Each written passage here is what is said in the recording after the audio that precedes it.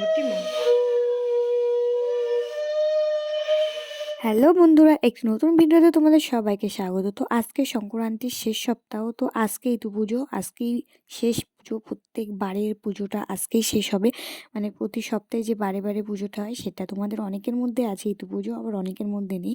তো আজকেই শেষ, তো মা পুজো করছে আর আমি এদিকে ভিডিও করছি। পুজো প্রায় কমপ্লিট হয়ে গেছে।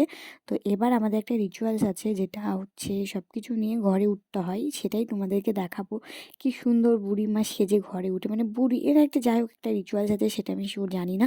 তো দেখো ঘট পুজো তো পুরো কমপ্লিট হয়ে গেছে। মা এবার ঘরে উঠবে। এই দেখো কি সুন্দর এক হাতে জল নিয়েছে, আর চালের যেটা পোয়া আছে সেটা একটা লাঠি নিয়ে ঘরে ঢুকে গেল। মা ঠাকুরের কাছে এটা বসিয়ে দেবে, কারণ এটা এটাই নিয়ম, এইভাবেই ধুতে হয়।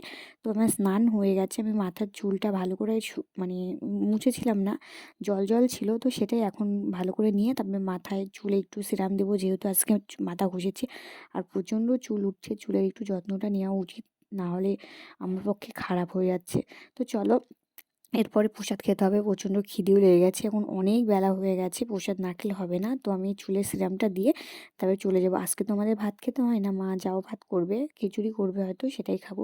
তো চলো দেখাচ্ছি আমি কি কি প্রসাদ খাবো। আর আজকে যেহেতু আমাদের এখানে মলিতা হয়, তো আমার মলিতা দিয়ে সাদা খই খেতে সেই লাগে, তো সেটাই খাবো। তো চুলে এটা দিলে কি হয় বলো তো, চুলটা পুরোপুরি ভালো থাকে, আর জট বাঁধে না, সুন্দর একটা স্মেল মানে বের হয়, যেটা খুবই ভালো লাগে।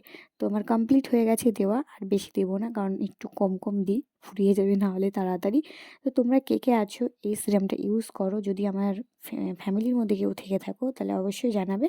তো এই দেখো কমপ্লিট, আর আমার চুল কেটে তো হচ্ছে ছোটো ছোটো করে ফেলেছি। তো চলো এবার খেয়ে নিই।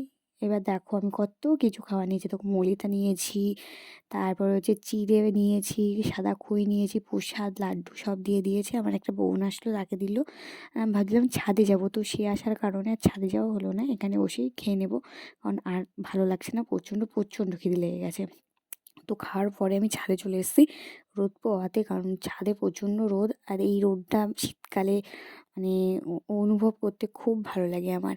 তো এরপরে আমাদের খিচুড়ি রান্না হলেই চলে যাব খেতে, কারণ প্রচণ্ড আবার খিদে লেগে গেছে। দেখো রান্না হয়েছে কফি আর মুগের ডালের খিচুড়ি, আতপ চালের, আর বেগুন ভাজা। চিপস নিয়ে আসার কথা বলেছিল, তো সেটা আর ভালো লাগলো না। তো খেয়ে নেবো এবার, কারণ আর ভালো লাগছে না, প্রচুর প্রচুর প্রচুর খিদে লেগেছে। আর আমার সামনে কিন্তু অনেকে বসে আছে, সেটা আমি দেখাচ্ছি না। এই দেখো এক ঝলক দেখো কত লোক বসে আছে, তাদের সামনে আমি একা একা খাবো। আর এইদিকে আমার দিদির ছেলে আর বোনের মেয়ে দুজনে মারামারি বাঁধিয়েছে, কী নিয়ে কি জানি। ও ও খিচুড়ি খাচ্ছে, সেটা নিয়ে ওরা মারামারি বাঁধিয়েছে। ও একা একা খাচ্ছে, কার খাওয়া দেখে এসে বলছে আমি একাই একাই খাবো। তাই দিদি আবার চামচ দিয়ে বাটি দিয়ে দিয়ে দিয়েছে, বলছে নে তুই খা, কত পারিস খেতে খা। আর এইগুলো কী হচ্ছে বলো তো, এইগুলো হচ্ছে গোক্ষের নাড়ু, মানে বাছুরের 1 বছর 1 মাস কমপ্লিট হয়েছে, তো এরা দুধ শুকিয়ে যেই ক্ষীরটা তৈরি হয় সেটা দিয়ে নাড়ু বানাচ্ছে। তোমরা হয়তো অনেকে জানো না, তো এটা দিয়ে পুজো হবে, পুজোর পরে প্রসাদ দেওয়া হবে, আর এইগুলো খেতে না সেই টেস্টি হয়। তো এইদিকে আবার আমার মা আজকে যেহেতু সংক্রান্তি শেষ, তো ঘট বসাতে যাচ্ছে। দিদুনের সাথে থাকবা, দিদুনের সাথে সাথে যাও। ও মা এক হাতে ধরো।